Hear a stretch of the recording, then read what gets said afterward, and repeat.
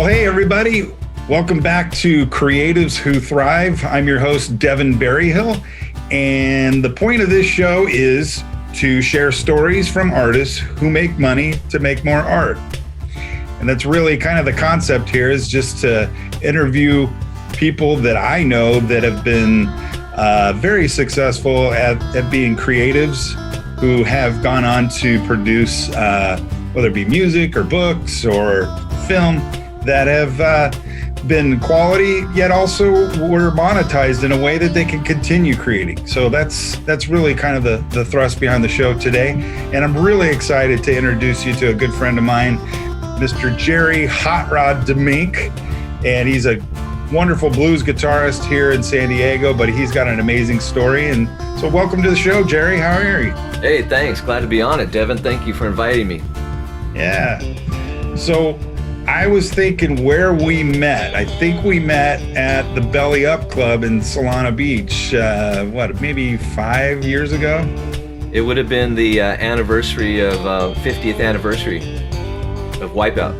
Oh, that's right. The 50th anniversary tour with the Savaris. Yeah, we were playing, and we have a mutual friend, Howard Fincher, brought you. Howard. Oh, that's so cool. Yeah, he brought me, introduced me to you and your dad. Yeah, super cool.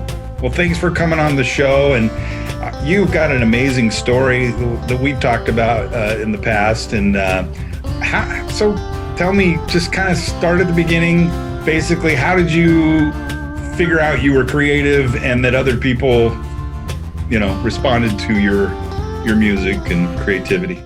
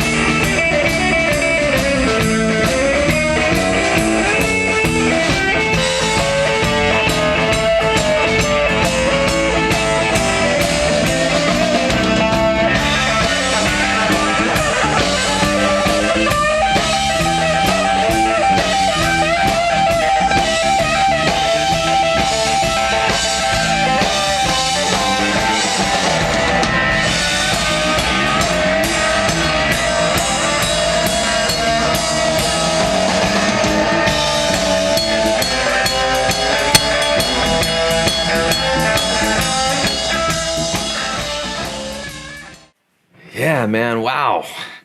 Well, it really starts back to the very beginning. It starts from me on my bed with a tennis racket, listening to Kiss Alive 2 album. Yeah. And, pointing to the audience and rocking out. And I just wanted to be a rock star when I was a kid, And as I growing up, I thought, well, being a rock star, well, yeah, that's kind of shallow, man. I want to be a musician. So I kind of shifted my thoughts. I mean, I still wanted to be I still wanted to jump up and down on the stage and rock out and do all that. But I wanted to have a real career in music. And so a friend of mine asked me, let's say, I think I was in junior high school. He said, "Hey, I hear you play guitar. My brother and I have a little band we're starting. Will you come play?" I was like, "Man, I'm not good enough to be in a band." They said, "Well, just come on over, bring your guitar. We'll just mess around." All right. So I go over there and they're playing, and I'm like, "Well, man, I'm at least as good as you guys." So we started a band. And it was a lot of fun. We had friends came over and they loved the band. It was like, oh man, I like this. I like playing for people and seeing the response, you know? Yeah. That's awesome. So from there, you formed your first garage band probably, and you have an affinity for the blues. How did you get into all that? Led Zeppelin.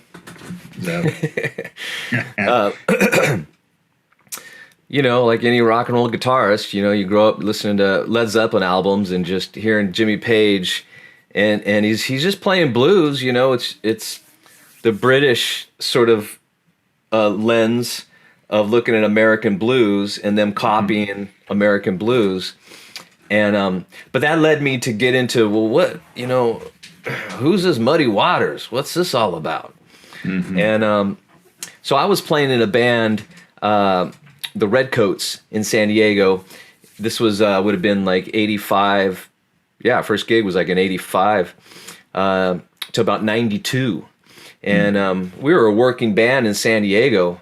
At one point, we're playing 5 nights a week, you know, making a living playing music. And we were doing, initially, it was just oldies. It was like, you know, frat rock, you know. We were just playing for you know, college parties and playing oldies, you know. And like Animal House, you know, and Louie. Yeah, exactly. We did all that stuff. Bully. Yeah, okay. That one too. Yeah, you know, all those. You could probably easily name our song list. I think that's my current set list. I've gone back to that. That's right.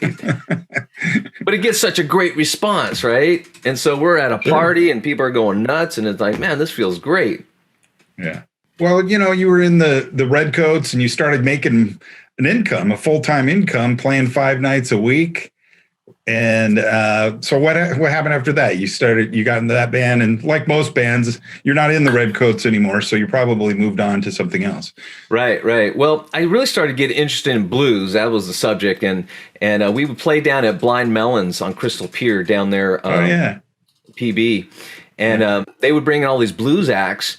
And I was a full-time musician, so I was there like every night watching these blues bands from Chicago, and I ended up doing sound for them and just, you know, hanging out all the time. And so I really started getting into blues and Chicago blues. And then at one point with my band, I mean, I wanted to make it, you know. I was like, let's move to LA, let's rent a house and just let's make it, man. We'll go for it. And they wanted to too, but maybe they were a little more casual about it than I was. Like, I'm going for it, man. I quit my job. I'm done. I burned the ships. I'm not going back. So at some point I realized, man, I just want to be better. I want to be a musician. I want to be a working musician. And like one of those guys that you go to see, let's say you go see Rod Stewart in concert and there's a guitar player there, guy, you know, that he just a hired gun. I was thinking maybe I want to be kind of like that, you know. I'll play with Britney Spears or, you know, whoever, you know, be that kind of musician. Right. So I thought, well, I really need to get better, you know. So I went to Berklee School of Music in Boston, and I was 26 when I did that. So I really knew what I wanted out of school and sacrificing my home life in San Diego to go to a new place, and from being a working musician 5 nights a week to just being in school all the time, you know, that was quite a transition. But man, it just really gave me some deep roots as a musician. Wow. So your sound was kind of birthed in a scene, really, in San Diego, but feels like you kind of capped on where you could go with that there in the 80s. And you chose education. Why did you choose education? Well, going to Berklee. My all-time favorite guitar player is Al Di Meola. And Al Di Meola, you know, I don't know what to call him. You know, it's jazz, but it's jazz fusion. But he's just an incredible guitarist.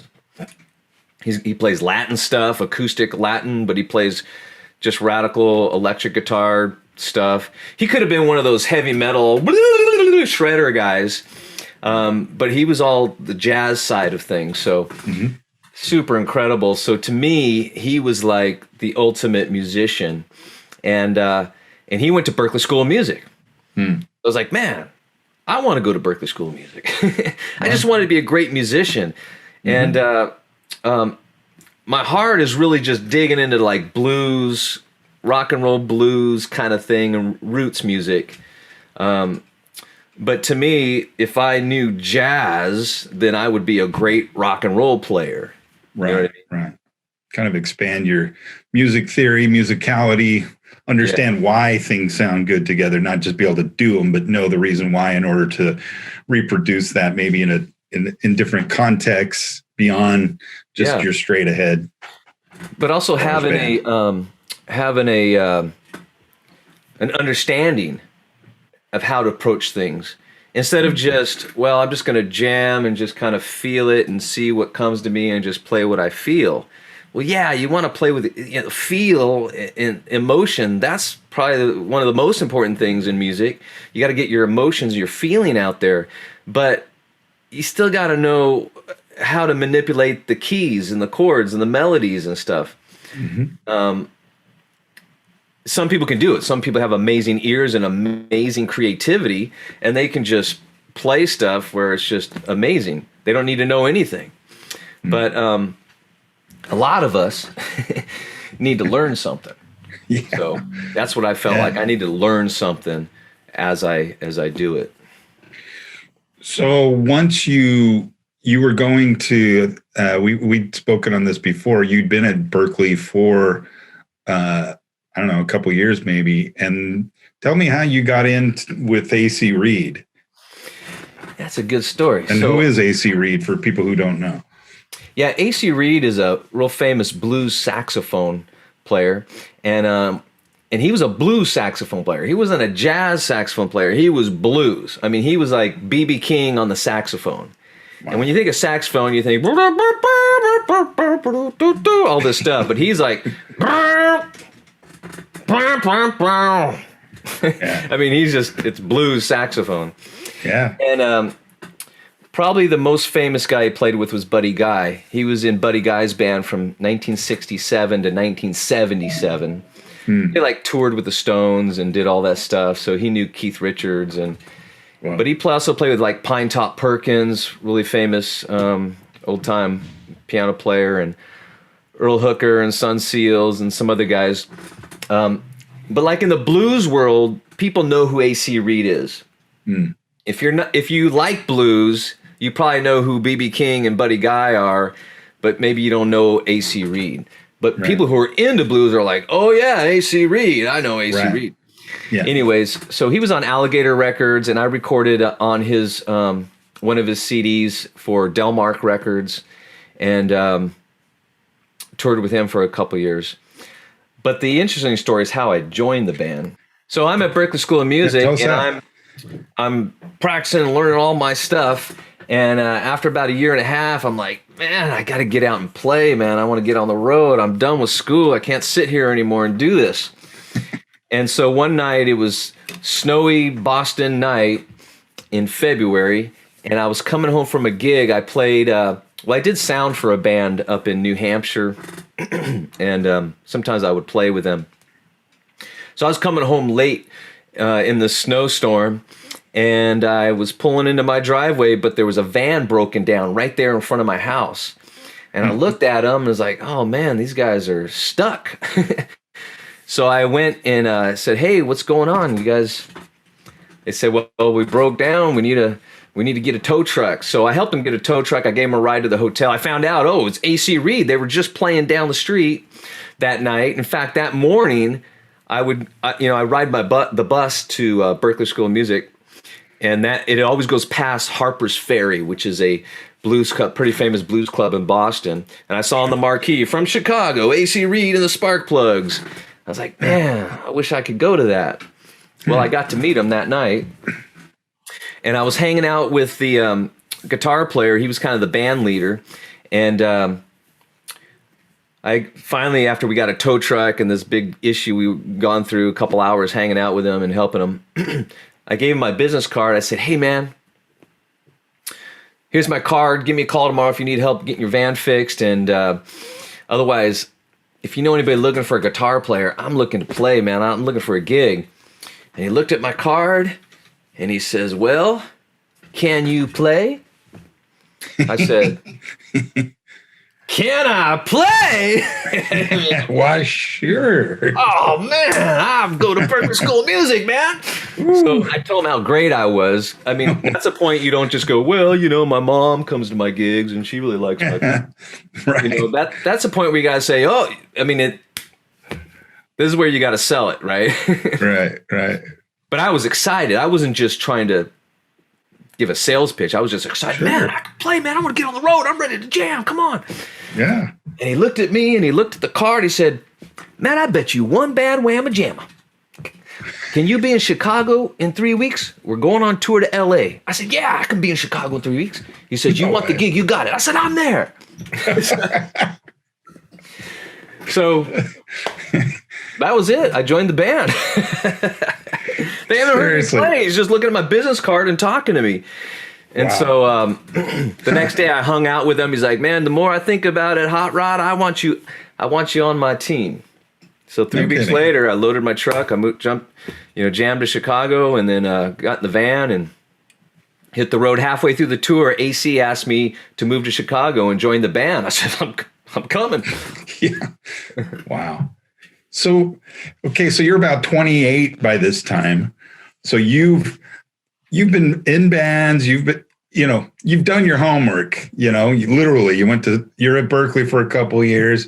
So this isn't just the fact that the van breaks down in your front yard, basically, what's the chances of that? But really it could have been really anything, because I think that one thing that our listeners need to know, and the people watching this is in our audience here, is that you were prepared. You'd done your homework. Because if you would have gotten there to the place at the van and you didn't have your business card, which took time to make, and your contact information, that showed right there you had some initiative, and it was on you.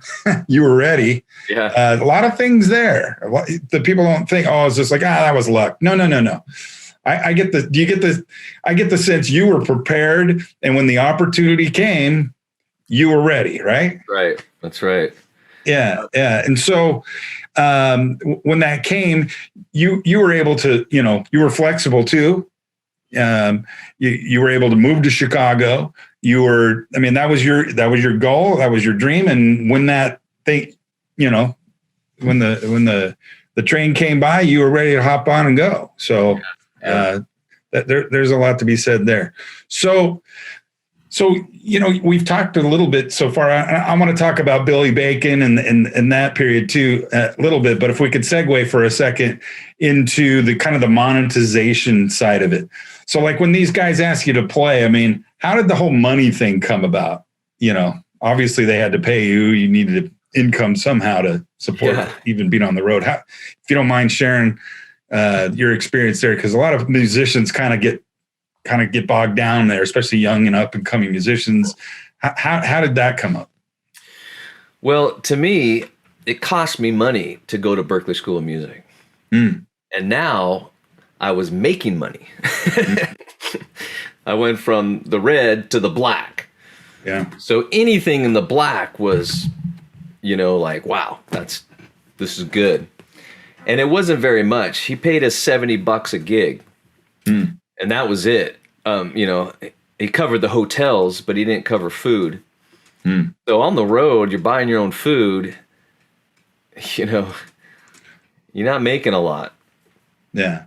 You got to be. And we would go on the road for maybe 2 weeks, and we'd only have a couple days off. They would book pretty solid, so we would still make good money, pretty good money for me at the time. And I moved in with the guitar player, so I rented a room from him, and then I connected with some of the cool hip people in Chicago on the north side, and I got connected with some other creative people, and I moved into a house with a couple other roommates, and the rent was $150 a month. So I just hung out there, man, and just walked to the store and bought beans and rice and some chicken and made my food, and I lived low, man. I lived low because I was going for it.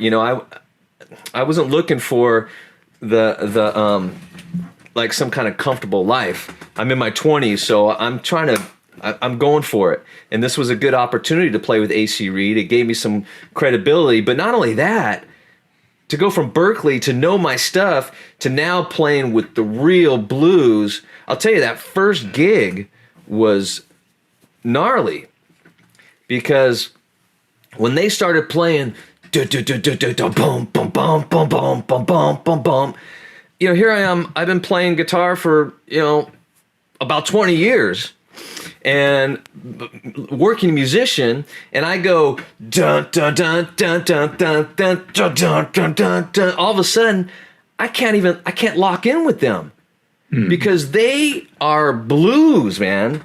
They're not musicians who are playing some blues. They grew up, their culture, their life, it's all blues. So here I am, skinny white boy from Southern California, going,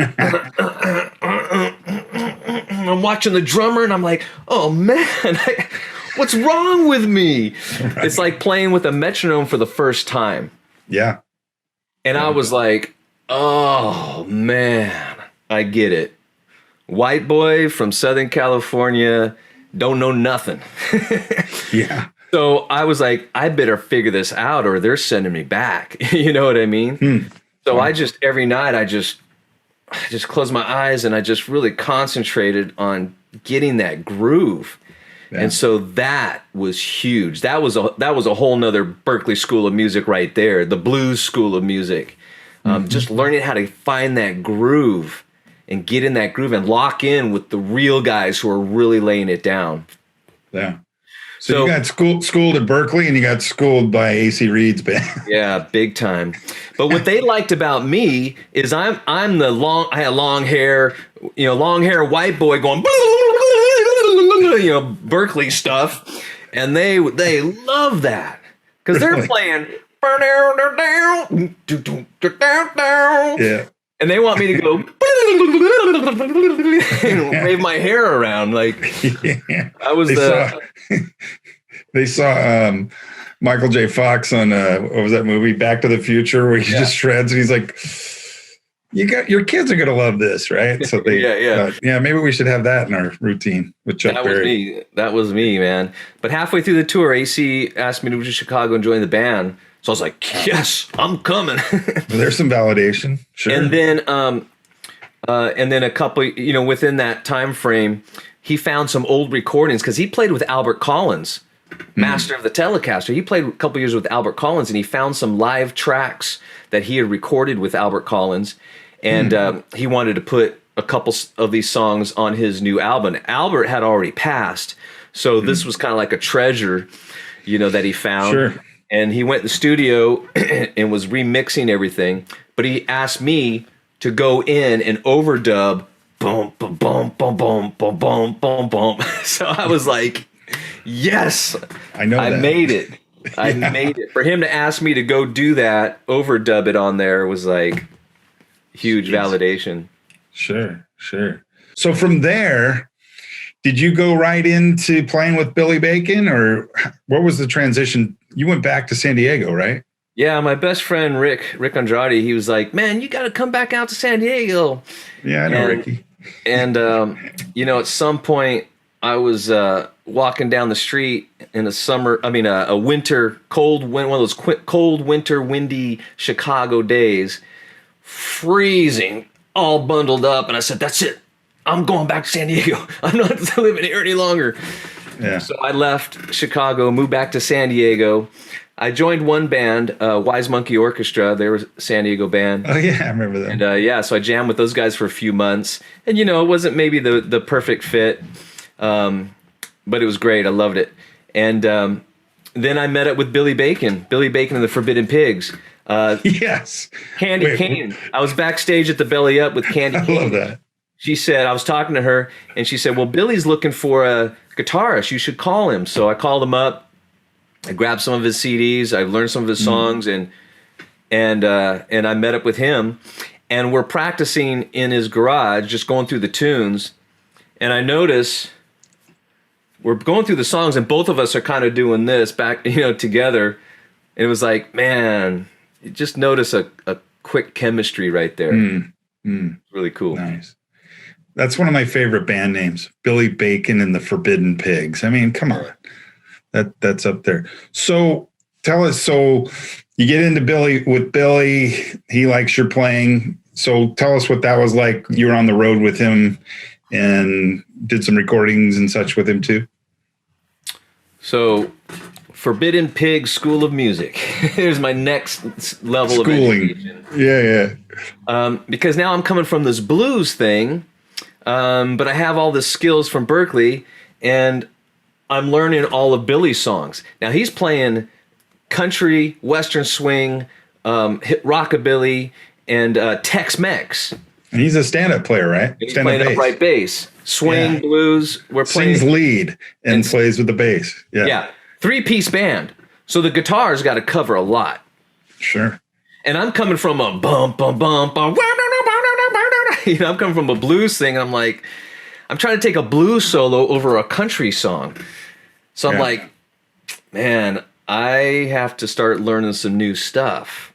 Yeah. So I got out some Buck Owens, started learning all that stuff. I got out some rockabilly, some old Eddie Cochran, and well, I don't know, just all those guys.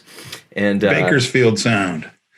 yeah, good old Buck. Yeah. And so, using a different amplifier to get the right tune, the right tones, and then learning the right licks that are appropriate for that style of music, and so I had to shift, and which was great. It was so challenging for me, and I remember going on the road, and one of the first gigs we played was just kind of rough, and one of the guys who, it was South Dakota or something like that, and there's a guy who's been a fan of Billy's forever, and he's like, man, the pigs ain't what they used to be. But we went on the road for a month, and 3 weeks later we come through town again, and we play again, and the same guy shows up. He's like, man, 3 weeks did a lot for you guys. So that's the thing, is when you go on the road and play every night, man, you get good quick. Yeah. It really whips you in shape. So that's one way to get good, is join a band, go on the road for a month or 3 months and play every night. Yeah. And again, the theme of the show is somewhat about, your story, but coming into the monetization, how did you propel what you were doing? You're single at this point. You don't have a lot of overhead, and you're thinking of your future, and you're like, okay, how did you go from, I know you personally, you have family, a couple kids, wife, nice home. You have a regular teaching studio job that you do, and you still play as a professional musician in town here in San Diego and abroad when the opportunity. But how did you transition from kind of the starving artist, if you will, hitting the road into a sustainable career? Well, surrender. I went from, and it's more of a spiritual journey at this point, because I had been kind of trying to make it on my own. And that's what I used to say is, you got to make it happen. And all that gumption has really helped me to be prepared for opportunities, like when AC broke down in front of the house and being ready. But at some point I felt like, God has something to do with my life, and maybe I'm not going in the right direction with what he would have for me. And so this is now more of a spiritual journey or a spiritual quest to find out. And so at some point, I always thought God was going to make me do a bunch of stuff I didn't really want to do, so I'm going to go play music. But I didn't realize how good God is. And this is the most important thing of who I am and my career and my success. It has to come from, if I didn't mention this, I would just be leaving too much out that's important, is God is so good, and he created me for a purpose. And when I walk in that purpose, things get good. Life is still hard, but things get good. So at some point, I surrendered. I was 40 years old and I was going to get married. And I was like, man, what am I going to do with my life? What should I do for a living? Because I'm not going to go on the road again and start a family. Those two, to me, just weren't going to work. And I was like, well, I'll just teach guitar. Because I've always had students, on the side here and there. But I'll just teach guitar. So I started pursuing like a career teaching. And again, it was being ready for opportunities. So opportunities came, and I was there, and I was prepared, and I got a teaching gig here, this little teaching gig. I got a couple students out of those teaching gigs. A friend he rented an office building. It used to be a music school, and it had little lesson rooms. And he says, you can use one of those rooms if you want. So I had like 3 students, and I had my own little lesson room. So just having that opportunity. And then slowly I had a desire to succeed, because now I'm going to be married and start a family. And it's not just I could sleep on a couch and make $7,000 a year and just go on the road and eat, if the club is feeding us tonight, I'll wait till then, and put some in my guitar case for the hotel room later. Right. It was like, I really need to I need to monetize this. And I even thought, well, should I get a job? Should I, try to find work doing something? But it just made sense to teach. So I was able to teach and slowly build up students. And at the same time, learning. I had to now learn. I was now in the business owner school of making a living. Yeah. And so now I'm looking, okay, what do people do? How do I make a living at this?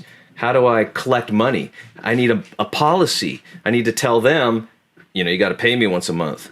I'll take a check. At some point, checks didn't work anymore because they always forgot to bring their check. Right. All right, I'll see you next week. Oh, I forgot again. I'll bring you cash. And I wasn't getting paid when I was counting on that money to get paid. So first it was just casual, like, okay, yeah, pay me next week. But I got bills to pay. So then I figured out how to take credit cards. That was huge. When I can take credit cards and charge once a month, I know a certain amount of money is going to come in on a certain date every month. Right. So just establishing stuff like that. Yeah. Yeah. Good. So you've done that now for what, 11, 12 years, right? Yeah. About 2006 is when I sort of officially started teaching. So, but you went on to form Jerry Hot Rod DeMink. Tell us, and I think you even had a surf band, Morning Glass, in there too. But really tell us the Hot Rod DeMink story. First of all, how'd you get that name, Jerry Hot Rod DeMink? Oh man! So in the Redcoats, we would do. They would let me sing one song. Everybody kind of got a chance to sing a song. We had a lead singer, and we had a couple other guys that sang really well. But they let me sing a song, and I sang Hot Rod Lincoln. So, so the singer on one gig just said, "All right, Jerry Hot Rod DeMink," and just introduced me as Hot Rod. But also, I had a '55 Chevy. I still have it, and I would drive to the gigs, and I'd come to the gigs with grease under my fingernails and stuff from working on it, and so it just fit, just Hot Rod. He's, Oh yeah. I remember first time I met you, Howard introduced us. This is Jerry Hot Rod DeMink. And I'm like, you must play blues, man. That's like the perfect, blues name. But someone else gave it. You're supposed to get your name from somebody else. You don't make it up yourself, right? Right. That's a key to our young audience here. If you're listening, don't give yourself a name. They'll call you out. Be yourself. Yeah. The thing is, be authentic. That's the one big thing. Good advice I had is be authentic. Be yourself, and then people are going to call it out in you, and it's going to be good. When I went to Berkeley, I kind of dropped the hot rod because now I'm trying to be a serious artist, musician, and I'm just, maybe I'll change my name even, but I'm not hot rod. I'm Jerry. Yeah. And then when I joined AC Reed, they all had like names like Grown Man. The band leader was Grown Man. Someone said, "Why do you call yourself Grown Man?" He says, "Because I'm a grown man." All right. That's simple. So one night I told, "Hey, Grown Man, hey, tonight introduce me as Jerry Hot Rod DeMink." "Yeah, that's cool, man. Okay." So I was like, okay, I guess I'm Hot Rod again. Well, it works. I love it. When I come and see your band, man, I'm like, Hot Rod DeMink. So tell us what you're doing now with Hot Rod, and you've got lessons. You've done albums. You've of course, with COVID, everybody's been kind of shut down for the last year, but things are starting to open up. What's going on? Yeah, well, I sure miss playing. I love it, and I've played a couple shows during COVID. One show with you down at Tia Leo's. And man, it just felt so good to be on stage playing. I mean, I had never gone more than a month without a gig, or probably more than 3 weeks without a gig, or a week. I don't know. Like, I've never been without a gig, and to go this long. I mean, on one hand, I've played thousands of gigs, and I've done so much road. I love it. I'm satisfied in it, and I would do it again because I love it. But I can take a break and have it not be like killing me. Also, I will say, when I get on stage and play, it's still that same fire. I love it so much, and I can't wait to get out and play again. So the Jerry Hot Rod DeMink Band, we end up with a couple little gigs. Actually, I'm playing tomorrow at our homeschool campus with my band. So we're looking to play at the Grand Old Barbecue out in Flint Springs, and kind of looking to start playing some stuff out a little bit. And I've been working on some music. I have a song that I recorded at a studio at Miramar College. It came out really well. I put it on my website. It's called Born as a Light. And so I have some music on my website, some original stuff. There's cover stuff on my CD, but you can't just put a cover for sale without getting the license and digital downloads, and you got to prepay, and it's just kind of goofy. So just only my original music's on there, and I just put your price. You can pay $0 or pay $10, whatever. But Born as a Light got recorded, and it just came out really great. So check that out. It's really bluesy. And where do we get that? What's the website? So it's hotroddemink.com. My last name's DeMink, DeMink. hotroddemink.com. And you could just go to the store, or just put in /store or /music. Right. Now, if they're in the area here in San Diego, perchance maybe someone's watching and they want to get lessons, they can go to that same website, right? And get all of your lessons. And you also do online Zoom type lessons as well, right? Tell us about that. Yeah, there was a shift from, I was already doing some Skype lessons. So I already had people online when COVID hit. I had a moment of panic, like, I think I'm going to lose all my students. And then my wife says, well, why don't you just do them online? Oh, yeah, of course. So then I started doing all my students transition to online. And I was doing mostly Skype, but Zoom seemed to be like the more popular platform, though I prefer Skype for certain reasons. But I do Zoom as well. And man, now I have students from Santa Barbara, Texas, all over. So I think I have a couple slots open, and there'll be more slots probably opening in the summertime. So awesome. Send me a message. We'll see if we can. Another thing you do is you do a band camp usually every year, right? Where you bring in kids and do like a blues camp. Tell us about that. Yeah, so it was kind of an extension of my lessons, and I have a studio in Sorrento Valley, which is kind of near Del Mar, California. So I have a lot of students in that area, and I thought I'd like to do a guitar camp. And so, I'd have a few of my students come, for a week every morning, and I'd have special guests, and Deven Berryhill was one of my guests, and come in and teach, and I would teach on certain things, and we'd have jam sessions and all this fun stuff. I also do a blues camp with the Blues Lovers United of San Diego, BLUSD, and this is a community of musicians and supporters of blues, local blues. Oh, they do all kinds of stuff. I mean, I think they're part of the Gator by the Bay Festival and lots of stuff that goes on in San Diego. So they're real heavy supporters of blues in San Diego. And me with some other guys, Robin Henkel and Michelle Lundeen and some different musicians, we get together and have this blues camp, and we teach a bunch of kids how to play the blues, and we do a concert on a Friday night, and it's really great. It's been canceled. It was canceled last year. It's canceled this year again, but hopefully next year we'll get it going again. Yeah, that's great.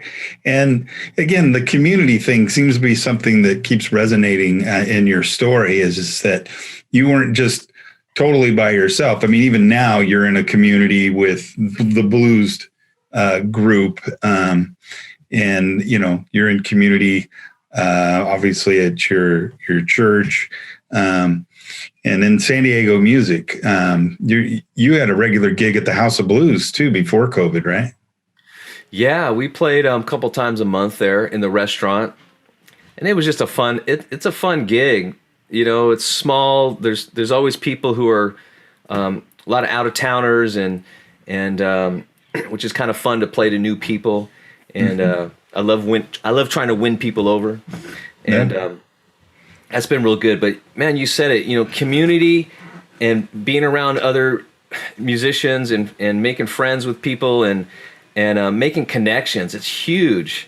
It's huge. I also part of a homeschool community and charter school community. I'm a vendor for a charter school. So there's kids who are part of this charter school who can send their students to me through this channel. So, I'm always looking for streams, Yeah. Maybe there's some people on this who are watching this who are guitar teachers that looking for other revenue streams, getting involved with charter schools. Now your email address is on your website, the jerryhotroddemink.com. Yeah, there's a contact page. Yeah, that's great. And that if they had questions, maybe they could email you or whatever, how to connect with your local homeschool networks. Great opportunity for income for creatives. So I'm going to finish with one question, and then we're going to have you. You got your guitar next to you there, so hold on real quick with that. But I'm going to have you end us out with a few some blues, some deep blues that you picked up for us. But last question, I ask this to everybody: what would the Jerry Hot Rod DeMink of today tell the 20-year-old? A little words of wisdom to the 20-year-old Jerry. What would you say to that guy? Don't waste your time on meaningless things. I feel like I squandered so much time. When I was on the road all the time, I'd come home and I'd have weeks of being at home in Ocean Beach, hanging out, riding my bicycle around, and I'd play on the weekends, but I had all this time. And I think back, what did I do with that time? And I thought I was busy. And now with the family, I'm really busy. And I wonder, what did I do with all my time?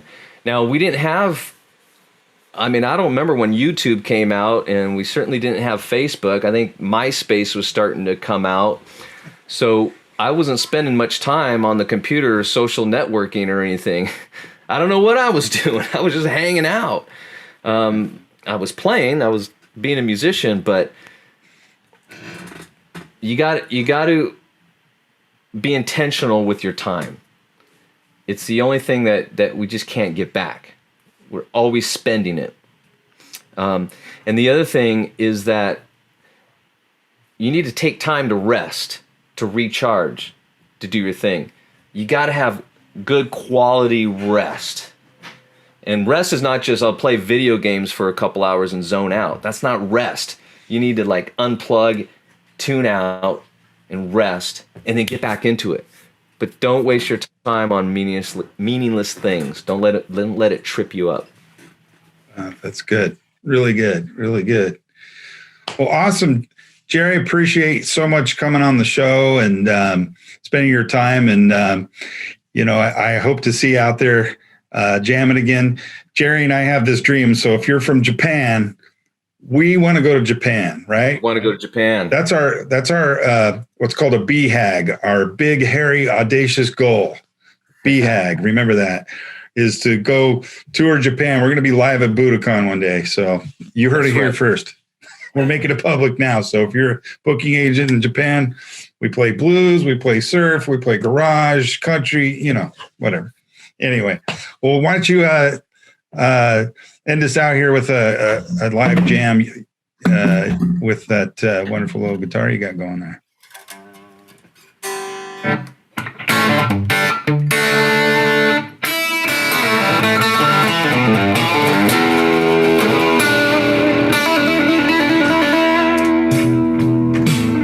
Oh, he's got band.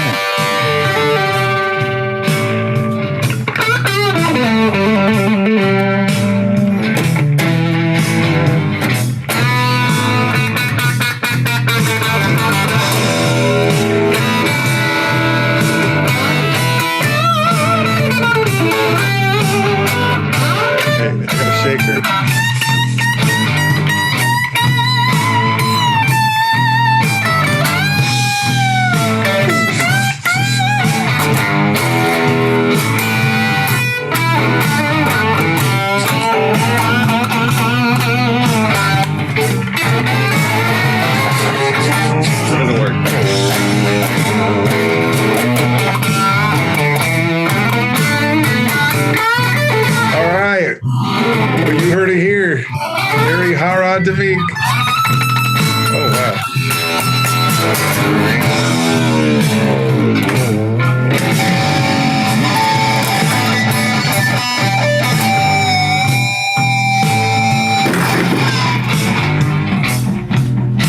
That's enough of that. Right on, Jerry Hot Rod DeMink, everybody. And again, he'll be in the show notes with his website, and then also be sure to just subscribe to our YouTube channel or to our podcast and hit the subscribe button. Thank you so much, Jerry. Good to see you. We'll have to duet again over at Teolio's or someplace again with the bands. But as we like to say here, see you in Japan. See you in Japan. All right.